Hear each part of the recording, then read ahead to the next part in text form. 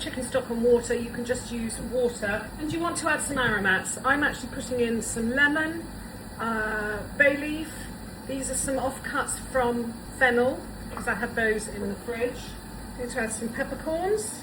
And I'm going to heat that up and allow those flavours just to infuse in there. I'm using shell-on prawns because this is the best way to cook them. It's going to hold in all of the flavour, and keeping the shells on will also then give you a lovely stock that you can use for something else. It's on a rolling boil. I'm going to put the prawns in and immediately turn the heat right down. You want this on a very gentle simmer. These will take maybe 3 to 4 minutes.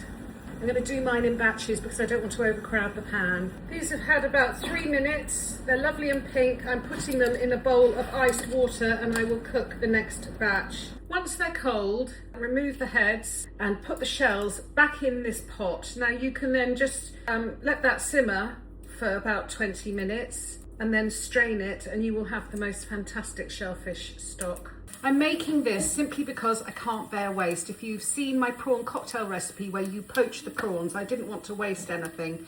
So I have kept the liquid in which I poached the prawns, and in fact I left them in there and let them flavour the stock for about another 15 minutes.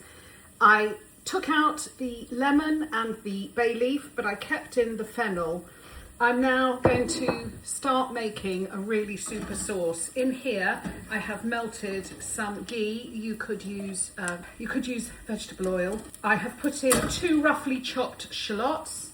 I'm now adding a clove of garlic and let that cook for a bit. I'm going all out on this one. At this point, you could add brandy, but I happen to have some fine champagne cognac, and why not?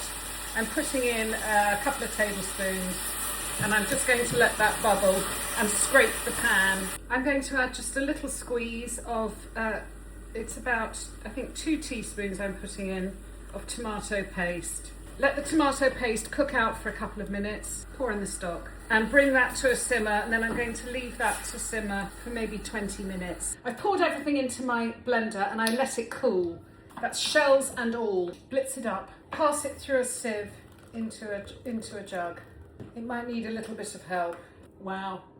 Now I haven't added salt, which is great because I'm going to make a pasta dish with this, and I'm going to reduce it even more. And because I haven't added salt, I can be quite brave with my reducing. You could use this to make a risotto, would be amazing.